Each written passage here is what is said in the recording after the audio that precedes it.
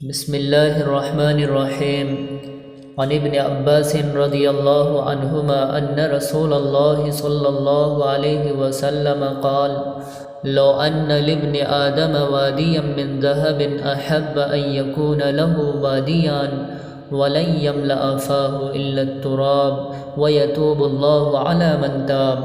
حضرت ابن عباس رضی اللہ عنہما سے مروی ہے کہ آپ صلی اللہ علیہ وسلم نے ارشاد فرمایا: اگر ابن آدم یعنی انسان کے پاس سونے چاندی کی ایک وادی بھی ہو تب بھی وہ چاہے گا کہ اس کے پاس سونے چاندی کی بھری ہوئی ایک کے بجائے 2 وادیاں ہوں۔ اس کی ہوس کا منہ تو قبر کی مٹی کے سوا اور کوئی نہیں بھر سکتا، اور اللہ تعالیٰ اسی پر مہربان ہوتا ہے اور اس ہوس مال و زر سے بچاتا ہے جو توبہ کرتا ہے۔ مال و زر کی ہوس انسان کو انسان سے ہٹا کر حیوانیت کے درجے تک پہنچا دیتی ہے۔ ساری عمر حرام و حلال کا فرق، ناجائز و جائز کی تمیز اور گناہ و ثواب کی پرواہ کیے بغیر ہمہ وقت مال جمع کرنے میں منہمک، اور 100 کے بعد 200 1000 کے بعد 2000 لاکھ، اسی طرح جہنم کی طرح حل من مزید کا نعرہ اس کی زبان پر رہتا ہے کہ اور ہو جائے اور ہو جائے اور ہو جائے۔ جب تک قبر نہیں پہنچ جاتا وہ مانتا نہیں ہے۔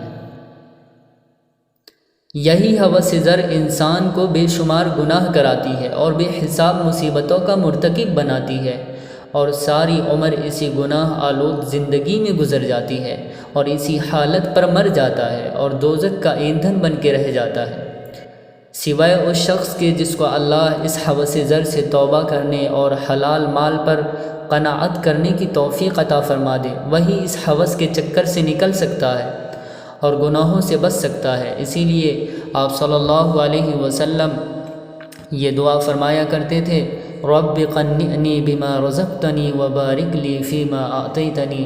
اے میرے پیارے اللہ، اے میرے پیارے پروردگار اللہ، جو روزی تو نے مجھے دی ہے اس پر مجھے قانع بنا دے، اور جو مال و منال مجھے تو نے عطا فرمایا ہے اس میں برکت عطا فرما کہ میری ضروریات پوری ہو جائے۔ اللہم اکفنی بحلالک عن حرامک وبطاعتک عن معصیتک واغننی بفضلک عمن سواک۔ اے اللہ، اے میرے پیارے اللہ، تو مجھے حلال روزی کے ذریعے حرام روزی سے اور اپنی فرما برداری کے ذریعے سے اپنی نافرمانی سے کفایت دے، بچا لے، اور اپنے فضل و احسان کے ذریعے اپنے ما سوا سے بے نیاز کر دے۔ ربنا تقبل منا انک انت السمیع العلیم وتب علینا انک انت التواب الرحیم۔